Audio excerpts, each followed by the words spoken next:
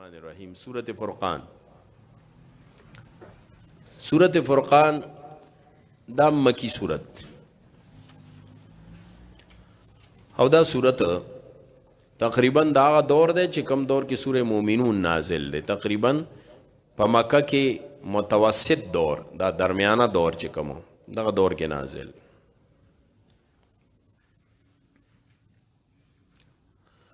دی صورت کې بیان او موضوع سره د صورت موضوع دا د حق او باطل منس کې فرق او امتیاز او داغي اصول او ضابطه. حق او باطل منس کې فرق او امتیاز او داغي اصول او ضابطه دلته خي. د کمخ کې قانون بیان شو سورې مومنون کې د معاشره او سورې نور کې د نظام سیاست مدنی. التا معاشره معیارات دادی عوام د پدی معیارات باندې معاشره کې ژوند تیر کی دا صفات د ځان کې پیدا کی. نو صورت نور کی وی حکومت د معاشره د بچو حفاظت د پاره قانون انسداد بد اخلاقی نافذ کی. نو دلته اوسوي چې د حق نظام او د باطل نظام، د حق عقیده او د باطل عقیده منځ کې فرق سره دا فرق پیژندل ضروری دی. فرق به پیژندل پکاري ضروری شی دا بنیادی ضروری خبره او دغه فرق اصول سری او ضابطی سری ادي صورت کې خي. د حق او د باطل نظام، د حق او د باطل عقیده منځ کې فرق امتیاز او داغه اصول او ضابطه د دې لږ وضاحت کو. نو بیا د صورت تراز ادا دا چې تاسو ګورئ اسلام او پیغمبر اسلام او تمام انبیاء صرف د حق سمجھ خلکو ته نه دی ورکړی چې لکه د حق سمجھ او پوی ولرئ، بلکې د حق د سمجھ او پوی سره بیا د حق خپلول عمل کې راوسته. او درېمه خبره بیا دا ده چې د حق سمجھ او د حق عمل سره سره د باطل شعور ورکړی دی. دا به ضروری ایمان د پاره پوه نه شوې زما پټکو. د حق سمجھ بمی خو سمجھ نه بعد به بیا د حق عمل کې مراوستل. ځکه مولانا ادریس کاندیلوی رحم الله خپل سیرت کې سیرت مصطفیٰ کی اوزے کی لیکلی ایمان جاننے کے ساتھ ساتھ ماننے کا نام ہے. پوه نه شوې ایمان څه ته وایي؟ جاننے کے ساتھ ساتھ ماننے کا نام ہے. ایمان صرف دې ته نه وایي چې زه پوه شم، صرف نه، د پوه سره سره منل او عمل کې راوست. نو یو د حق پہچان ده، دویم د حق بیا عمل کې راوستل دي. خو درېم هم شی د انبیاء د کتابونو د قرآن او د پیغمبر دا ده چې د دې حق پہچان، د حق پویا، د حق عمل نه بعد د دې مقابل کې باطل دغه شعور دا ډیر ضروری دی. ال حق کامل شي پورا په حق سره پوي شي سو پورې چې مقابل کې د باطل شعور نه راغلی. دا بنیادی ضروری خبره. زموږ مسله صحیح مون حق او پیژنو، خو د حق مقابله کې مغا باطل او فتنه نه پیژندلی، نو مون کله کله خطا شو. نو د دین په جامه کې خطا شو. وجه صدا د باطل شعور نشت. قرآن څه کوي؟ قرآن صفت سو شهر رمضان الذي انزل فيه القرآن هدى للناس وبينات من الهدى والفرقان. دا قرآن کما فرقان دغه ته وایي چې حق اوخی خو ور سره مقابل کې باطل لپاره بدا ټکی نه سم چې باطل مخی نه، د باطل شعور خول خدا مطلب ده چې خشه ده کنه شعور ده. حق خودل او د باطل شعور پیدا کول دې ته وی فرقان. دا درې خبرې ضروری دي. ماوی اکثر مونږ ولې غلط شو، دوکه شو، مسئلې پیدا شي، غداران را ننوزي یا دینی سړی دی او څه شو په غلطه شو. ولې دینی خلک ګمراه نشي کله کله، او هغه کله کله قصدن آمدن نه غیر شعوری طور گمراهی پسند نه پویږي چې زه څه کوم خولې نه داسې خبرې وځي. وجه سي په دې پوهیږئ وجه دا ده چې دغه طالب صاحب دا مولوي صاحب دا اجي صاحب دا تبلیغي صاحب دا مذهبي صاحب د حق پہچان خو کولی شي هغه عملي کړی دی خو د هغې مقابل کې د باطل شعور نشته نه پیچ اسې ډېر خلک کم کم به درته وایم چې څنګه سړی دوکه کي او د دین په جامه کې مذهبي خلک دوکه شي دې وجې نه د قرآن د پیغمبر اسلام او د تمام انبیاو کار څه دی حق پہچان د حق بیا عمل او دریم کار د حق مقابل کې د باطل شعور دا صورت دقه شعور ورکوي مخکې نظامونه بیان شو مومنون کې د معاشره او نور کې د سیاست د مدني نو دلته څه کوي اوس دقه د حق باطل منځ کې امتیاز او فرق او دغه اصول باطل شعور مو پیژنه باطل څه شی ته چې حق پیژنې باطل به سره خامخا پیژنې ګینې بیا به ګډوډې غلطېږي به مثلا توحید دی توحید منل پویول ضروری دی خود توحید مقابله کې به شرک پیژنې ورنه سباله به په شرک کې اخته او څه به سوی موحدم وګوره زموږ شیوخو چې دا د توحید انداز نمایه دی نو دا په دې اصولو نمایه دی چې باطل شعور ښیي دیو جن دغه توحید د توحید ټکی دا نور مولیان هم وای نه وای ځان د چاله توحید وای عام مولیان نور دیو بندیان هم وای خالق دے مالک دے توحید ټکی مو وی الله توحید منه خو مقابل کې هغه باطل د توحید چې کم دے شرک دای وضاحت وته نه کړي نو دلته وای زمو واحدم توحید منه الله خالق دے رازق دے مالک دے یا تبلیغیانی نو توحید فی ربوبیت خو ته پړو کړی شي خو لیکن دا چې د دې مقابل کې هغه شرک فی الالوهیت نه دی ښودلی شوی نو د په منبر دلته ودرېږي خالق مالک ځمکې اسمانونه غټې فرشتې پیدا کړي دي او چې ګوري بله ورځ ښځه ګوتې نه نیولي باباله رواني وجه څه ده د دین په جامه کې ګمراه شو وجه څه وه چې د توحید مقابل کې د باطل شعوري نشته چې د شرک تمام اقسام پیژندلی وی نو بیا به د دا شی نه کوو ځکه زمونږ د شیوخو او زمونږ منهج د توحید د بیان کمالی دا دی چې د توحید مقابله کې څه دی هغه باطل د شرک شعور دی دغه شی راشه سنت ته چې پویم کم پې که نه سنت دی دا خو سیندي ټکې ووې نو اوس وضاحت کې سیندي دغه څه ټکې وایي هغه تشریحګانې نه کوي هغه دغه دی خال شیخ صاحب دی ښه بس صرف تعبیرات کوي لنډې خبرې نو اوس لکه سنت دی نو د سنت چغې ټول وایي تبلیغیان هم وایي د پیغمبر سنت او د پیغمبر طریقو کې څه کامیابي عام دیوبندیان هم په دې سنت دونه کتابونه لیکلي دي سنت دا سنت دی او دا سنت دی او دا مستحب دی خو لیکن دا ده چې د دې سنت د دعوت او پرچار او خودو سره د دې مقابل کې چې باطل دی چې هغې ته بدعت وایي د هغې شعور یې نه دی ورکړی چې د دې مقابل کې یو شی هغې ته بدعت وایي او بدعت دا تعریف دی د بدعت دا پہچان دی د بدعت دا مصداقات دي نو هغه دې خوا مسواک وایي سنت دی پخی طرف روان دی سنت دی پنسیو چې دکړي دی سنت دی دارنګ په خپلې مخې ته په درې ګوتو خوراک کوي سنت دی خو کال ته مړی وشي نو درې مسل ویختیم کوي ولې هغه د باطل شعور ولا نه دی ورکړی شي دغسې که ته د اسلام نظام کې نظام دی اسلام دی قانون دی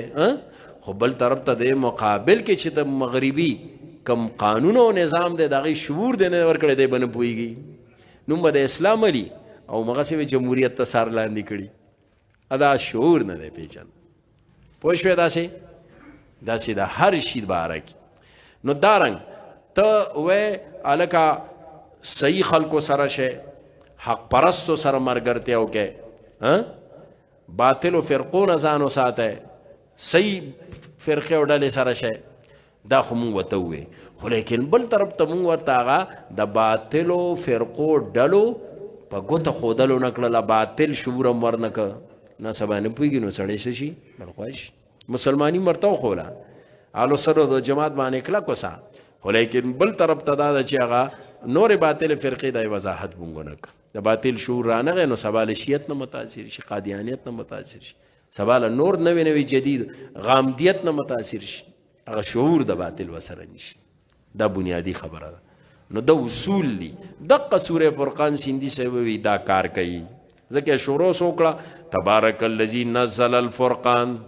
دا فرقان والا کتاب دی فرقان کوي د باطل شعور و د حق سره خی دا کار وای. نو بهرحال دی صورت کې دا خبره ده او دی صورت کې ورسره د دغه حق او باطل فرق امتیاز اصول ضابطو سره دا خی چې د اتباع نور الهی چې کوم مخکې بیان شو دغه نظام دا یې سم موانی دي که نه نو دی صورت کې دغه موانع او رفع کوي. هغه موانع چې کومې لار کې رکاوټونه دي د هغې رفع دی صورت کې. او ورسره دا خبره دی صورت کې ښیي چې مخالفین نور مخالفین د دې نور او نظام په توحید قرآن او رسالت کې شکوک شبهات چې خلکو زړونو کې. نو دی وجه نه دی صورت کې به مسائل ثلاثه بیان کی توحید قرآن او رسالت او پای باندې شبهات دغه جوابونه. ځکه چې دغه مخالفین د دې درو شی مبارک خاص کر د خلکو منځ ذهنونو کې شکوک شبهات اچي نو دغه شبهات د پکای. نو دې کې زه په ځای چو ګوره پر رسالت اعتراضونه جوابونه دی لکه کله دا وی وقال الذين كفروا ان هذا الا افك افتراه قرآن باندې اعتراض. کله پیغمبر باندې وقالوا اساطير الاولين اكتتبها فيتملى عليه بكره واسيلا. دارنګ بل وقالوا ما لهذا الرسول ياكل الطعام ويمشي في الاسواق. دارنګ دا ټول شبهات او اعتراضات په توحید باندې کتاب باندې او پر رسالت باندې. او ورسره دی صورت کې یو اهم غټ بل بنیاد بل عنوان د عباد الرحمن او عباد الشیطان منس کې فرق دیم خولې ده. عباد الشیطان سوق دی او عباد الرحمن سوق دی. نو دا فرق هم خولې ده او پیژنې دا څه دپاره د تا ته ډلو پہچانو کې چې دغه صحیح ډلې دا غلطې ډلې سباله چېرته په غلطه ډله غلط شخص په غلط فرد باندې دوکه نشي. نو عباد الشیطان او عباد الرحمن دی فرقونه خولی. اده دی صورت اخر کې بیا خی رکوګانو لرازو بیا اخر کې بیا دغه صفات بیان کړي د عباد الرحمن او د عباد الشیطان هغه فرقونه دي. هغه صفات چې سړی وګوري په دې صورت کې نو بس دا حاصل بدی بس حاصل. عباد الشیطان چې دي دای نخې دا دي او رویه دا دي. دا دی صورت کې بیا ګوره یو دا چې دی قرآن ته خود ساخته وی ان هذا الا افک افتراه یو رویه دا ده نخې دا ده. دویم وقالوا ما لهذا الرسول یاکل الطعام پیغمبر باندې اعتراضونه و انکار. دارنګ وقال الذين لا يرجون لقانا لولا انزل علينا الملائکه مطالبه غلطی کوي فرشتہ ولی ناراضي. نامک کی قرآن خود ساختہ. دویم رسالت باندې اعتراض. دریم مطالبه غلطی. سلورم وقال الذين كفروا لولا انزل عليه القرآن جملة واحده فيوز ولی ناراضي. بل واذا راك ان سده آیات نمبر نبی علیہ السلام پس استهزاء خنداگان و استهزاگانی کوي پیغمبر پس آغا دا چې ان یتخذونک الا هزوا تا پور استهزاء کوي نو پیغمبر پور استهزاء. بل ارایت من اتخذ الهه هوا اتباع خواهش پرستی. دا سګڼ دی صورت کې بیا ته ورپسې ګوره ښه شته پکې دا ډول دا د دی دا عباد الشیطان نخي. د دې مقابل کې اوس عباد الرحمن نو ګوره عباد الرحمن خولی دي خو مقابل کې څوکړه فرق دپاره عباد الشیطان مخول ولې فرقان دی که د باطل شعور هم ورکوي. وس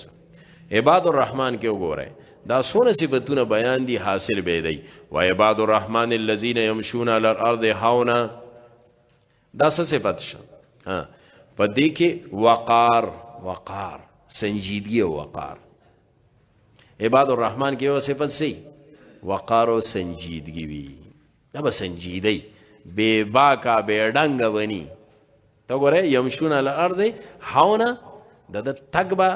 د انسانیتی د سلیقې وي د سنجیدګۍ وي د وقار وي بې وقاره تګ بنک بې ډنګه مني نو چې بې ډنګه شي نو یا ته بد اخلاق جوړ شي او که بې ډنګه شي نو یا ته متکبر جوړ شي او که په سلیقه شي نو سلیقه مندم شي او عاجزۍ والا می نو دا وقار او سنجیدګي ځکه عمر رضی الله تعالی عنہ یو قول دی سوی او تعلم العلم وتعلموا للعلم السکینة والوقار قول رانا پورا ایر دے عمر رضی اللہ عنہ ہوئی علم حاصل کے خدا علم دا پارا وقار او سنجیدگی میں حاصل کی وقار او سکینہ سنجیدگی ناول صفت سے دے وقار عباد الرحمن صفت دے وقار بل صفت دا دے والذین یبیتون لربهم سجدا وقیاما گوره دا وقار دا شو کنه یمشون علی الارض هونا و اذا خاطبهم الجاهلون قالوا سلاما دام سنجیدگی دک هر چا سرار وقت جګړې نه کوي دا د سنجیدګۍ خلاف شهر شاته هر وخت خلا چولی دا سنجیدګي نه دا غوره ځان پوهه وای مرګر ویل چې څوک به چې چرته وسره باس مناظره وکم دا څه کنه دا څه صفت نه دی ښا دا باس مباحثه چې کله ته مجبور شې کې با هر وخت خلا چول دا سنجیدګي نه ده دا نه چې مولوي صاحب درس ته ناست دی او روزانه لوډ سپیکر لګولی دی بل کاري نشته نن هغه ډزه وه هغه بل هغه ډزه وه چاته یې خوله چولي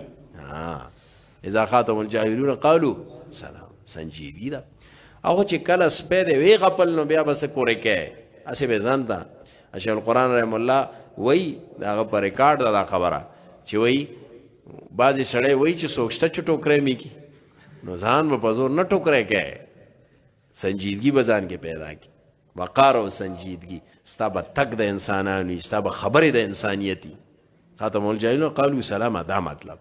خبرې به د سنجیدګۍ د وقار او بل والذین یبیتون لربهم سجدا وقیاما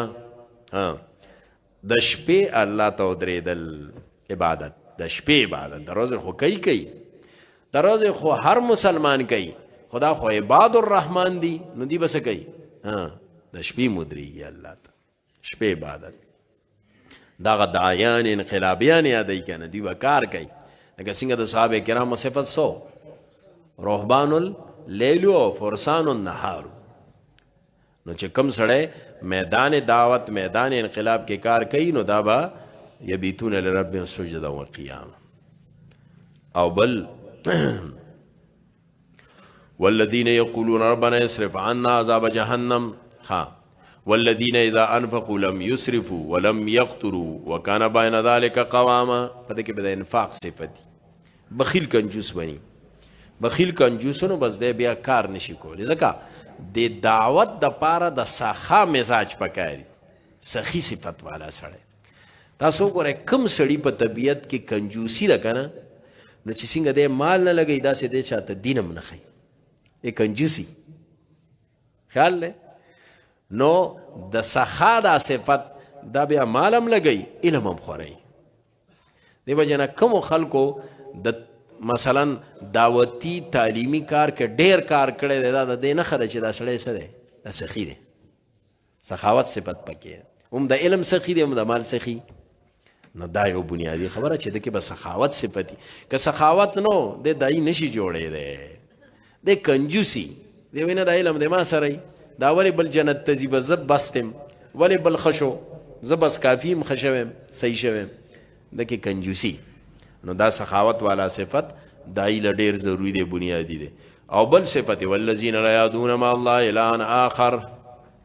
ولا یقتلوا النفس التي حرم الله الا بالحق ولا یزنون هغه دا یو دا چې شرک نه کوي شرک به نه کوي عباد الرحمن او بل صفت دا دی چې د معصیاتو ګناونو بغاوتونو ظلمونو بس دا یو عباد الرحمن به ظالم نه دی به ګناونه نه کوي بغاوتونه علی الاعلان دا شی نه بنک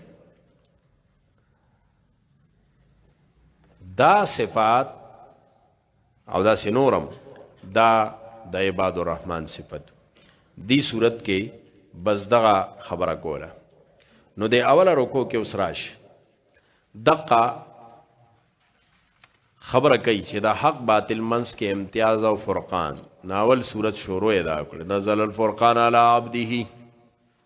دې کړل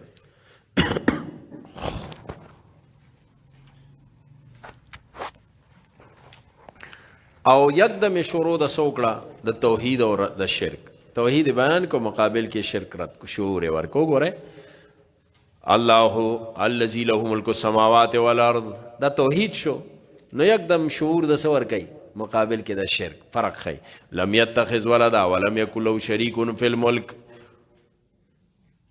اپ مشرکین رد واتخذوا من دونه الها دا شعور شو کن نو په دی اوله رکو کې یو دغه د حق باطل فرق او پای باندې به طور مثال شرک او توحید او دویم هغه مسائل ثلاثه توحید رسالت او قرآن د دې متعلق د منکرینو چې کوم شبهات دي داغي جوابونه هم کړی دي په دې رکو کې دویم رکو بیا د رکو کې بیا دا رسالت د نبی علیہ السلام تصفیه د نبی علیہ السلام د رسالت تصفیه کوي په دې لسم او شلم آیات کې لسم کې د نبی علیہ السلام د رسالت خبره ده تبارک الذی ان شاء جعل لك خيرا من ذلك جنات تجري من تحتها الانهار ويجعل لك قصورا د کدی مطالبه وا خزانه ولې ناراضي نو پیغمبر تصفیه وکړه صفایي وکړه او په دې رکو کې د رسالت حواله سره چې کوم حجابات دي دا حجابات او رفع حجابات می کنه حجابات باندې بل صورت کې مثلا خبره راځي رکاوټونه حجابات لري کوي دې صورت کې د رکو کې د رسالت حواله نو درېم رکو کې به مسله د فرقان شروع کړي دا فرقان معنی قرآن د فرقان د قرآن خبره درېم رکو کې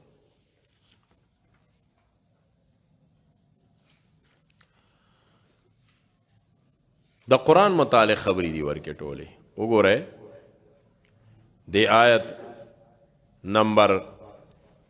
32 کې وقال الذين كفروا لولا نزل عليه القرآن جملة واحدة دا هم د قرآن متعلق نو د فرقان تصفیه کوي په قرآن چې کوم شبهات اعتراضونه دي د جوابونو رفع د حجاباتو چې په دې کې کوم حجابات وګوره دا حجاب دی کنه دا قرآن یو ځای په یو ځای ولې نه نازلېږي نو خلکو ته دا خبره حجاب کړه د قرآن منلو کې نو الله ته حجاب لري حجابات رکاوټونه اعتراضات او شبهات جوابونه سلورم رکو کې دا سلورم رکوم مسله هم د دې کتاب الله دا د فرقان خو سره تذکیر به ایام الله ورکړي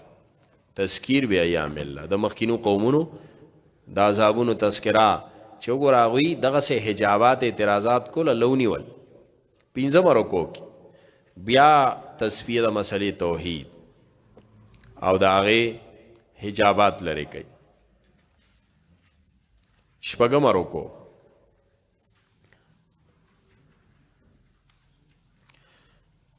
شپږم رکو کې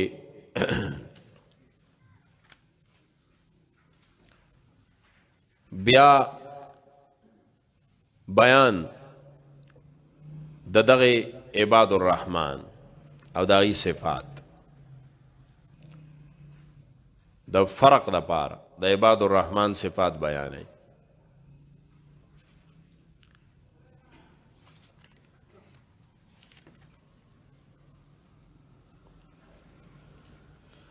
او سره مسله د رسالت او مسره زمن کې وروړي په دې طریقه دا د دې صورت حاصل شي بس دا تفریو کې بیا ان شاء الله درس